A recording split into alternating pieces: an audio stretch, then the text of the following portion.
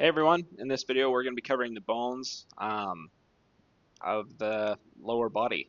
So this is coming towards the end of the course here. So let's just go ahead and go through the numbers. Number one, that's going to be your femur. That is going to be one of the biggest bones in your body, or longest bones, I should say. Um, Number two, that's going to be the head of the femur. And then you have the neck of the femur. And if you watch my videos on the humerus, I also said that it has a head and a neck. Um, it's not as well defined as the femur is when it comes to the head and neck for sure. Number four, I don't have it labeled on that side. On this one I do. Number four is what's called your greater trochanter.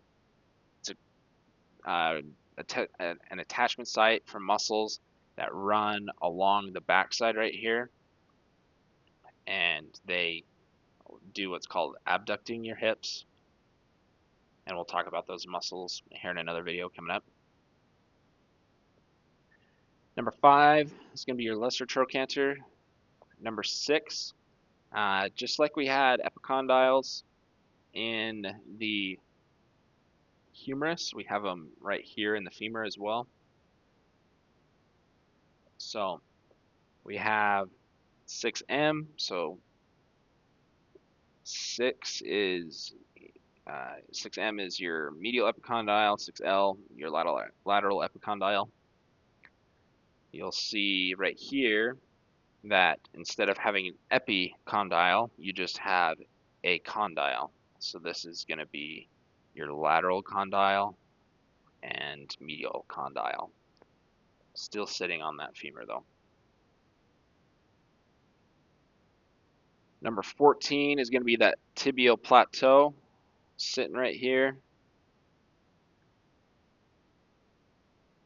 And that is going to be your tibia in green, while this is going to be your fibula in red sitting behind it. With your kneecap being number 9 as your patella.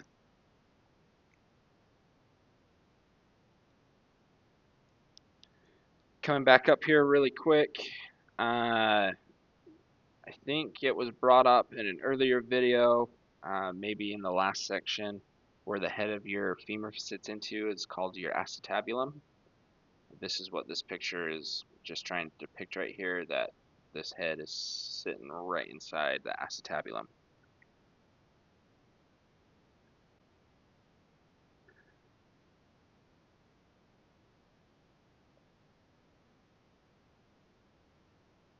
Number 12 is going to be the head of your tibia.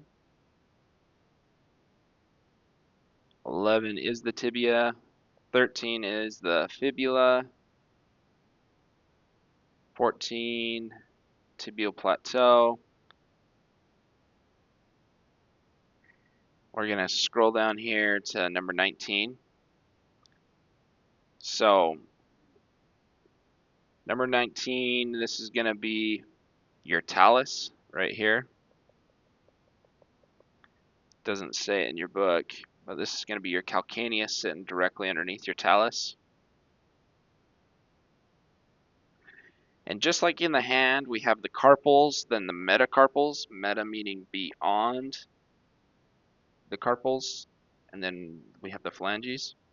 We see a similar thing in the feet. So this is going to be tarsals in this orange, and then we're going to have metatarsals in blue, and then these are going to be your phalanges.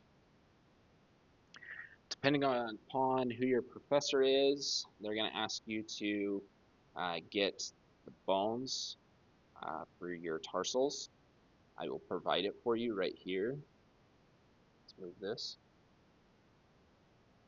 So as your fibula comes down, it articulates with the talus. Directly underneath it is the calcaneus, staying in the same level as the talus. You're going to run into your navicular bone. The navicular touches all your cuneiforms. So you have the medial, intermediate, and the lateral cuneiform. Sitting on the other side, so sitting lateral to all the cuneiforms, is your cuboid, which articulates with that calcaneus. So, those are the bones of your feet right there. Coming back up to cover the rest of the numbers. This is going to be your obturator foramen, number 17.